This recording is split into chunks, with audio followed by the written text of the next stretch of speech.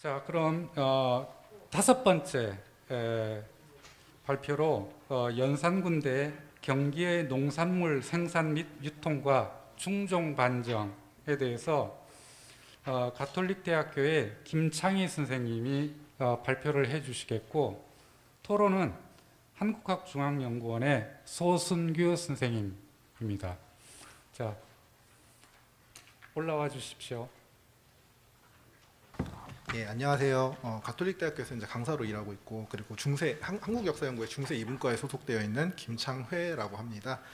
예, 오늘 이렇게 발표할 수 있는 자리를 마련해 주셔서 정말로 감사드립니다. 제가 오늘 발표할 주제는요, 그 연산군대 경기의 농산물 유통과 중종반정이라는 주제로 발표를 하고자 하겠습니다. 제가 이 발표문을 처음 쓸 때의 문제의식은 가장 기본적인 문제의식은 크게 두 가지가 있었는데요. 첫 번째, 제가 신증동료직성남을 읽다가 보니까는 경기 주변에서 이렇게 조금 그러니까 상업적인 농업의 형태로 보이는 그런 것들이 군현별로 나오는 곳들이 있더라고요. 그게 첫 번째 이제 제가 착안한 것이었고, 두 번째는 그 인조반정하고 중종반정 이렇게 두 가지 큰 반정이 이제 되게 굉장히 특이할 만한 사건인데, 이 중종반정이 끝난 뒤에 백성들의 반응이 굉장히 격렬했던 것에 비해서, 그러니까 굉장히 험악했던 데 비해서 인조반정에는 그런 반응들이 잘 보이지 않았다라는 것이 또 하나의 저한테는 굉장히 재미있는 지점이었습니다. 왜 중종반정에서는 좀 이따 이제 사료를 보여드리겠지만 백성들이 이렇게까지 험악하게 반응을 하는데 인조반정에 대해서는 그렇게까지 반응하지 않았을까? 어떻게 보면은 광해군도 민생에 있어서 굉장히 문제가 많았던 임금이었던 건 분명한데요. 예, 그래서 그런 것들에 관련해가지고 여기에 뭔가 좀 굉장히 독특한 점이 있겠다 했는데 결국에 이제 주목하게 된 게 금표 설치 문제였습니다.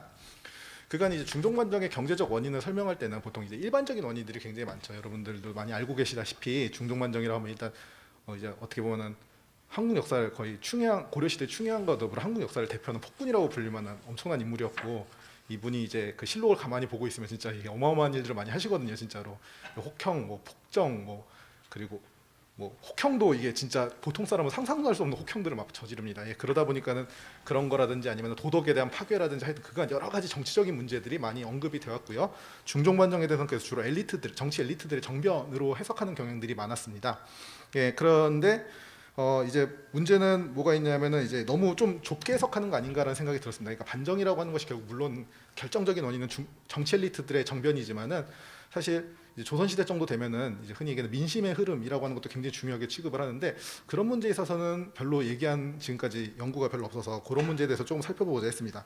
또 하나는 연산군 때 굉장히 중요한 사건 가운데 이제 금표 설치라고 하는 사건이 있습니다. 그러니까 경기에 강무장을 만들기 위해서, 사냥터를 만들기 위해서 금표를 설치하고 백성들의 거주나 출입을 이제 금지하는 그러한 정책이 있었는데, 이 정책에 대해서 지금까지 이걸 본격적으로 다룬 연구가 딱 한 편 정도밖에 없습니다. 굉장히 저는 중요한 사건이라고 봤는데요. 그래서 이러한 문제 때문에 이제 이런 것들을 중심으로 해가지고 아마도 당시 이제 여러 가지 경제적인 원인들을 좀 설명할 수 있겠다는 생각이 들어서 그런 데서 착안을 했습니다. 그래서 중종반정의 경제적 원인으로서 제가 앞으로 말씀드리고 싶은 두 가지는, 첫 번째는 물가 상승이라는 부분이 있었고요. 두 번째로는 금표 설치.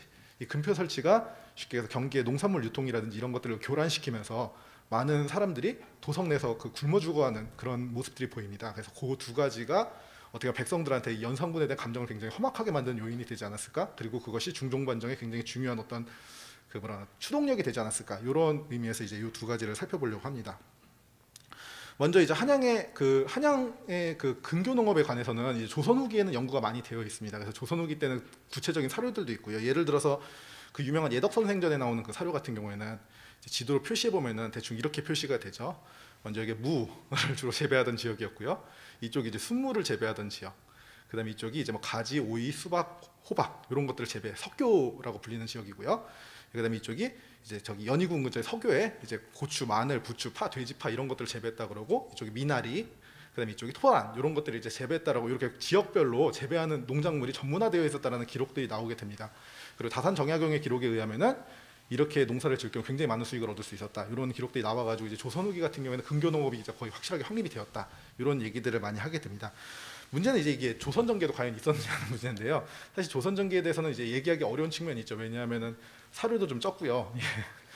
그리고 아직까지 그 상품화폐 경제라고 하는 우리가 흔히 얘기하는 그것도 명확하게 발전했다는 증거도 별로 없고, 그러다 보니까 그런데 이제 당시 한양도상에 보통 인구가 10만 정도 된다고 얘기를 하는데, 조선 전기 때 10만 정도 된다고 얘기를 하는데, 10만 정도 되는 도시에서 이 사람들한테 이제 식료를 공급하기 위해서 필수적으로 이제 주변에서 어느 정도 농업이 이루어져야 했던 거는 이제 분명한 점 같고요. 예, 그래서 저 같은 경우에는 어떤 농업들이 이루어지고 있을까에 대해서 좀 부족한 아마 사료라든지 이런 것 가지고 여러 가지 추정을 좀 해봤습니다.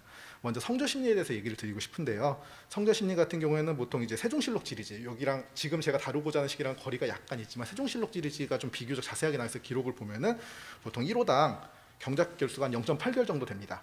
예, 그런데 이게 경기로 넘어가게 되면은 1호당 경작 결수가 9.6결까지 증가를 합니다. 그래서 이게 그 성저 심리의 그 농지 결수가 상당히 그 호당 경작 결수가 상당히 적었다는 것을 알 수가 있습니다. 게다가 이거는 이제 성저 심리의 호수만 가지고 얘기한 거지만 아마 도성 내에 있던 사람들도 밖으로 나와서 농사를 짓는 경우가 있었으면 감안한다면은 예, 이거는 좀 더 줄어들 가능성이 있겠죠. 예, 그래서 이게 제가 볼 때 성저 심리 영농 형태가 이제 조금 굉장히 영세하다, 기본적으로 영세하다라는 네, 느낌이 있고요. 그다음에 이러한 영세한 농업이라면은 그냥 자급자족인 거 아닐까 이렇게 생각할 수 있는데요. 제가 볼 때는 이제 그 요 시기 전후해가지고 사료 중에서 이제 단종대 사료 같은 경우가 가장 대표적인데 그 읍지 지역에서 인분을 쉽게 구해가지고 농사를 굉장히 집약적으로 짓는다는 사료가 나옵니다. 예, 그래서 이 한양은 더 말할 것도 없겠죠. 인구가 10만 정도 되는 도시면은 이러한 것들을 굉장히 쉽게 구할 수 있기 때문에 비교적 영세했지만 굉장히 집약적인 농업이 이루어졌던 것이 아닐까 이렇게 의심을 했습니다. 그러면 이제 주변 지역의 농사가 어떤 것들이 이루어지고 있는 걸 보면은 이제 주로 관가 사료들, 그러니까 임금이 농업 시찰을 나가는 사료들을 보면 나오는데요. 그래서 뭐 동교, 서교, 살고지 이런 데서 주로 농업 시찰을 했고 연산군 때도 제법 많이 합니다. 그리고 일상적으로 이루어졌던 일이었는데요.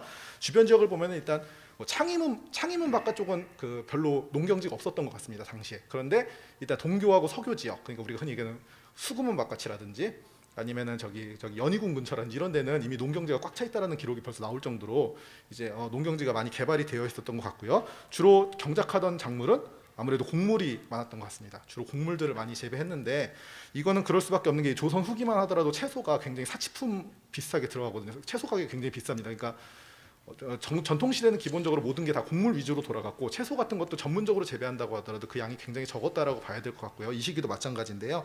어쨌든 간에 주로 곡물이 있었는데 모든 농작물이 곡물은 아니었던 것 같고요. 채소밭들도 간간히 등장을 합니다. 다만 이제 한계가 공상체전, 그러니까 임금께 바치는 채소를 재배하기 위한 그런 공상체전이 많이 등장을 하기 때문에 민간체전 같은 경우 좀 사료를 찾기가 어렵습니다. 그런데 중간중간 보면 이제 성내에서 도성 내에서 집터를 받는다라고 해놓고 그걸 가지고 이제 체전으로 경작한다는 이런 사례들이 나오고, 그리고 이미 도성에 공상체전이 있었다고 한다면은 민간체전도 어느 정도 존재하지 않았을까라고 개인적으로 추정을 하고 있습니다. 이건 확실한 사료가 없어서 제가 100% 장담을 못하겠는데 어쨌든 그렇고요.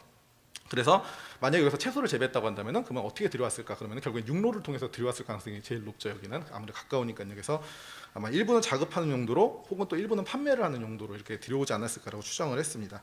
반면에 이제 경기 같은 경우에는 이 지역에는 이제 관료들의 농장이 굉장히 많이 위치를 합니다. 그래서 뭐 사료에도 적어놨지만은 관료 농장은 대부분 다 경기에 있다 이런 식으로 얘기할 정도로 이제 경기에 많이 위치해 있는데요.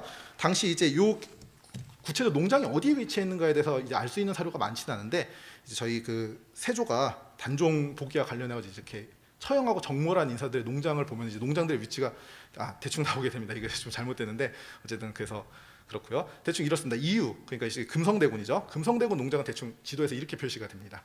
그래서 보면은 임진, 여흥, 포천, 죽산, 광주, 마전 보통 이런 지역에 이제 위치해 있다고 하고요. 그다음에 정종 같은 경우에는 이제 강화, 양주, 광주, 금천, 통진 이런 데 위치해 있었다고 하고요.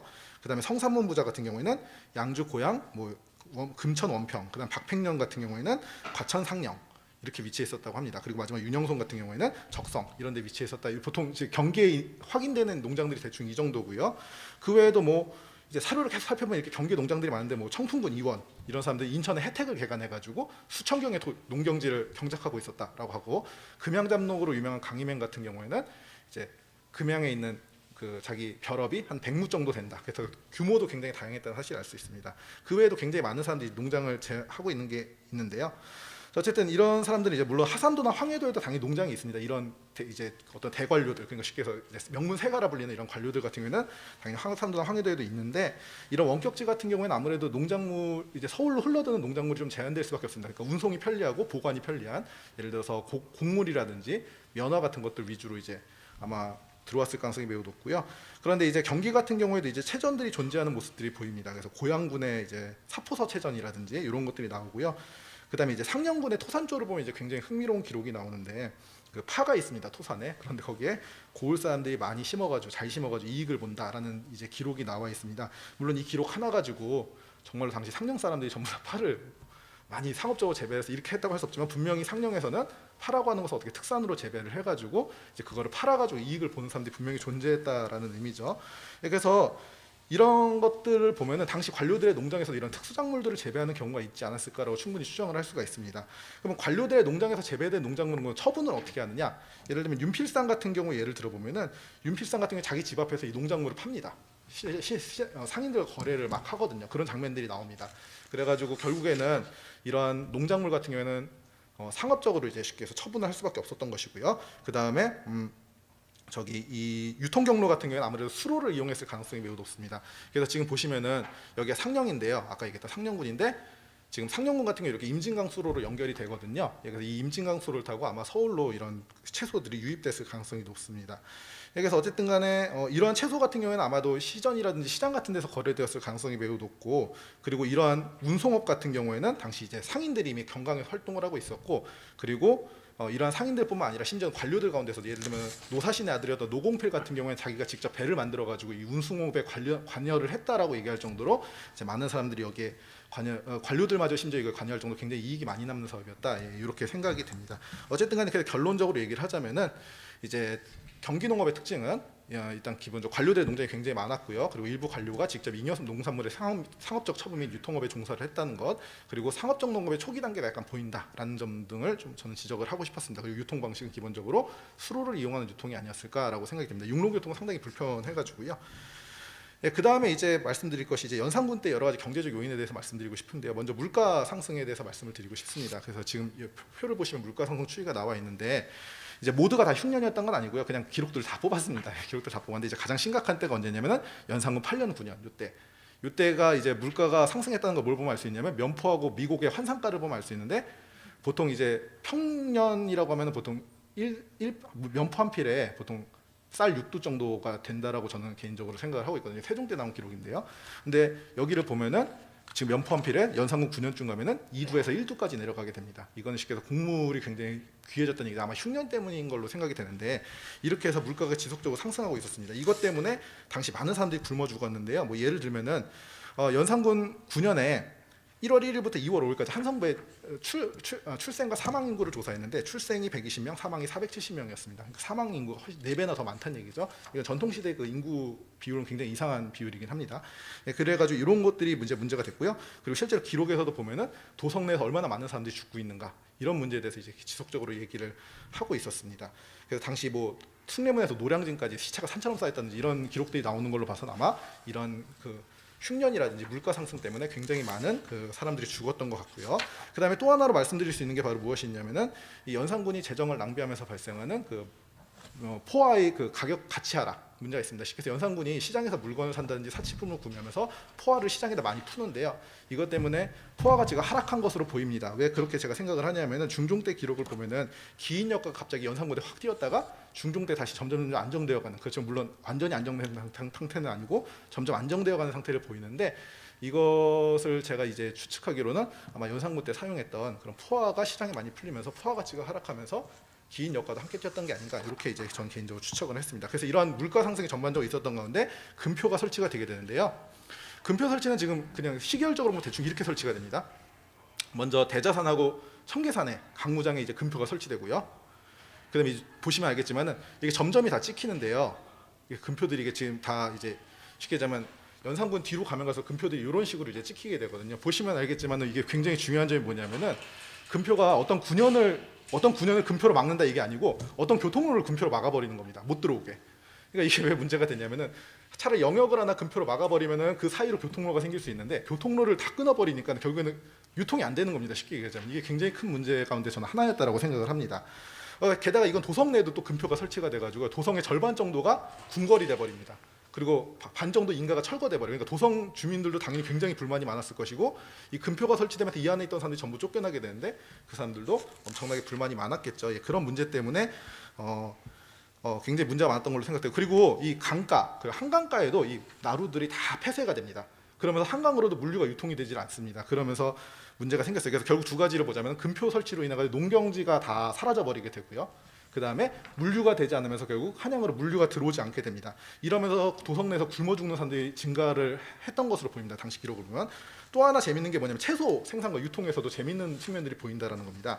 그래서 이제 아까도 말씀드렸죠. 채소가 생산이 그렇게 안정적이지 않거든요. 이 시기에는. 그래서 조그만 충격이 있으면 바로 가격이 뛰는데 당시 이제 연산군 때 보면 연산군 말년에 어떤 일이 벌어지게 되냐면은 팔도에다가 전부 채소 봉진을 시켰습니다. 그러니까 원래 그전까지 경기에다가만 채소 봉진을 시키는데 이제 전국에다 다 채소 봉진을 시키니까 전국에 있는 관찰사들이 채소를 어떻게 봉진하냐면은 수레에다가 흙을 담아가지고 거기다 채소를 심어가지고 서울로 옮겨옵니다.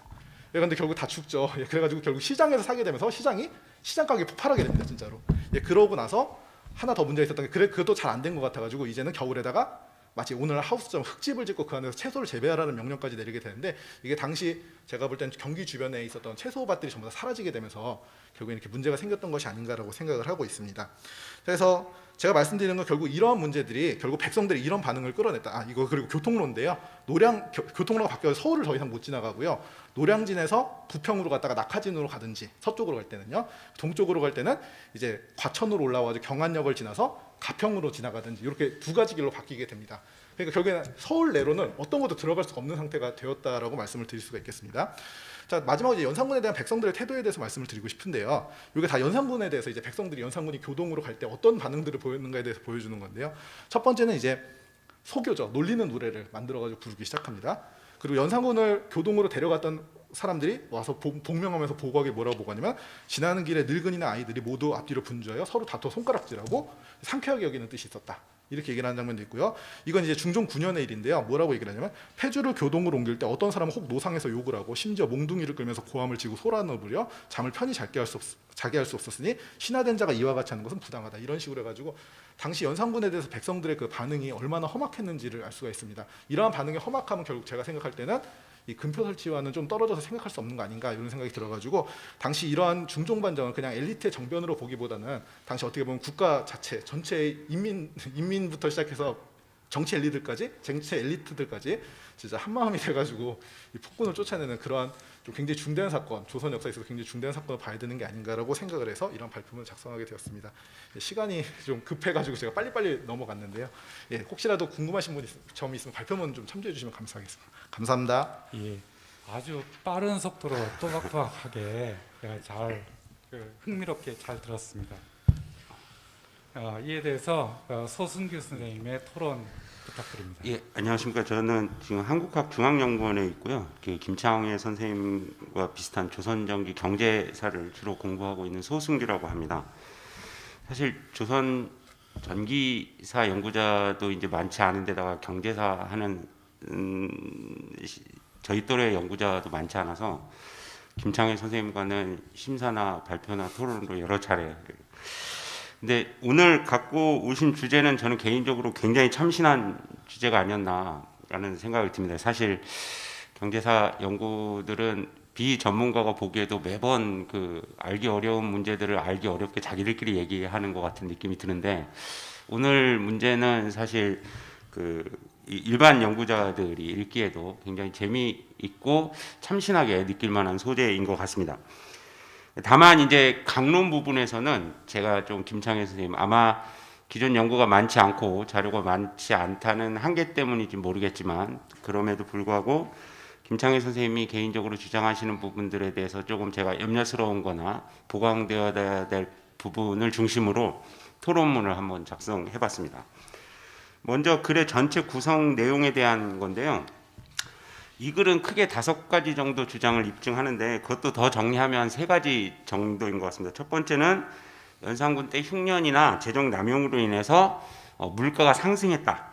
두 번째는 연산군 때 재정 남용이나 금표 설정 때문에 경기 지역의 농산물 생산이나 유통이 교란되었다. 이 2가지 요소가 궁극적으로 중종 반정이 일어난 원인이 되었을 것이다 라는 겁니다. 그 2가지 앞서 2가지 내용에 대한 것들은 이후 토론에서 좀 얘기를 한다고 하지만 앞에 2가지 요소가 다 신뢰성 있게 갖춰진다고 하더라도 그것들과 3번 요소 즉 중종 반정이 일어난 배경이다라는 것들은 곧바로 연결하기는 좀 어려울 것 같습니다. 그 어느 시기건 그 경제적인 어려움이 있다고 하고 그게 이제 민중들한테 부담이 된다고 해서 곧바로 가장 정치 수준에서의 어떤 격변을 갖고 오는 건 아니거든요. 따라서 그 부분들에 대한 것도 현재의 발표문보다는 좀 더 논리적으로 또 계기적으로 좀 구성이 돼야 되지 않을까라는 게 첫 번째 문제고요. 두 번째 이제 흉년으로 인한 물가 상승에 대한 부분인데 앞서 발표 내용 중에 표로 정리된 부분들을 보여주셨는데 사실 따지고 보면 그 기록들은 전부 연산군 4년과 8년 두 번의 흉년에 대한 내용입니다. 연산군이 한 12년, 14년 정도 왕을 했는데 전통 시대의 농업 생산력이 충분히 발전하지 않은 상태에서 그 정도의 재위 기간 중 한두 번의 흉년이 드는 건 특별히 이상한 문제가 아니라고 생각이 되고요. 더 중요한 건 그 당시에 그 흉년으로 인해서 물가가 상승했다고 하는데 정확히 말하면 물가가 상승한 게 아니라 곡물 가격이 상승한 겁니다. 그러니까 곡물 가격이 상승하면 그와 상대되는 곡물과 교환되는 다른 물건들의 가치는 오히려 낮아졌다고 볼 수도 있거든요. 그러니까 그 오른 곡식으로 모든 물건값이 정해지는 게 아니라 곡식의 상대 비중이 비싸지는 거기 때문에 물가 상승이라는 부분 조금 더 조심스럽게 접근해야 되지 않을까. 또 하나 이제 연산군이 재정을 남용하는 데 있어서 면포를 마구 써대니까 그것들이 면포 가치가 하락했다라는 얘기인데요. 그 발표할 때 PPT 내용에는 나오진 않았지만 연산군이 한 17만 필 정도의 정포를 뭔가 사치품을 구매하는 데 쓰는데 관료들이 반대했다는 내용이 발표문 내용에는 소개가 되어 있었습니다. 근데 그 17만 표는 면포도 아니고 정포거든요. 근데 정포는 면포의 가치의 절반입니다. 따라서 면포로 하면 한 8만 필 정도 되는 거고 그 8만 필 정도도 다 주지 못해서 관료들이 태클을 걸어서 다 주지 못하고 얼마든지 정확히 나오진 않았지만 다 쓰지 못합니다. 그리고 연산군이 재정을 마구 썼다라고 이 발표자뿐만이 아니고 다른 그 연구자들이 제기하는 사료들을 보면요, 오히려 반대로 연산군이 얼마나 정상적으로 돈을 쓰고 있었는지를 보여주는 기록들이에요. 예를 들면 연산군 때 원래 우리 국가 세출표에 의하면 한 20만 석 정도 써야 되는데 지금 나간 거 한 21만 석, 2만 석이다 라고 얘기를 합니다. 여러분들 국가 예산의 5%에서 7% 정도를 더 지출했다고 그 왕이 정말 극악무도하고 흉포하고 재정을 마구 이렇게 썼다는 왕으로 생각하긴 어렵겠죠. 저희가 알고 있다시피 한국사 외에 동양사나 서양사에서 소위 재정을 마구 퍼 썼다라는 사람들은 몇 년치 예산에 대한 것들을 막 빌려다 쓰고 국고를 다 탕진하고 하는 수준인데, 놀랍게도 연산군이 재정을 많이 썼다라고 얘기를 하는데 실제로 확인해 보면 그런 여파는 거의 보이지 않습니다. 예. 제가 보기에 연산군대의 재정 문제를 기존 연구에서 얘기할 때 연산군대 재정의 남용에 대한 것들이 과장되었던 이유는 바로 16세기 임진왜란 문제를 해결하기 위해서인데요. 16세기 후반에 임진왜란이라는 것들을 우리가 맞이했을 때 그러면 우리가 도대체 왜 이런 어려움을 맞게 된 거냐라고 하면 16세기 국가 전체 시스템이 붕괴고 위기고 몰락하고 있었다라는 것들을 얘기합니다. 예. 그러면 그런 구조의 어려움이 어디서부터 발생한 거냐라고 했을 때 책임을 전부 연산군 때에다 돌린 측면이 없습니다. 그리고 그거는 오늘날 연구자부터 시작된 게 아니라 정확히는 율곡 때부터 그런 논설들이 내러티브가 서 있었거든요. 그런 부분에 대한 기존 연구사에서 만들어낸 연산군 때 이미지들을 연구자가 좀 더 고민해서 발표문에 좀 반영을 해야 되지 않을까. 마지막으로 금표 설정의 문제인데요. 제가 한 30년간 고양시에 살아갖고 제가 금표에 가봤거든요. 정말로 길 한가운데 조그만 비석입니다. 근데 이 금표가 어떤 걸 몰고 왔는지, 또 금표가 정확히 어떤 걸 금하는 건지, 사실 어떤 영역이나 공간의 이미지도 아니고 길 한가운데 그 길의 통행을 막는 것 정도라면 그 통행을 막음으로 인해서 금표의 설정 효과가 어느 정도인지는 사실 정확히 알 수가 없고 그것 자체가 한번 고민해 봐야 될 문제인 것 같습니다. 그래서 제가 보기엔 아까 앞서서 강론에 주장하는 부분 하나하나에 대한 것들이 사실은 좀 더 고민이 돼서 따져봐야 될 문제고 연구 주제급의 내용이라고 생각이 되고, 금표 설정 관련 문제들은 요즘 이제 지도 같은 것들도 활용이 가능하고 하니까 그런 것들을 조금 더 정확히 지적해서 연구의 구성을 삼는다면 좀 더 치밀한 연구이면서도 재미있고 효과 있는 연구가 되지 않을까 이렇게 생각합니다. 이상 제 토론 마치겠습니다. 그 토론 주문이 무겁습니다. 예. 이상 그 발표와 토론 마치겠습니다. 예, 박수 부탁드리겠습니다.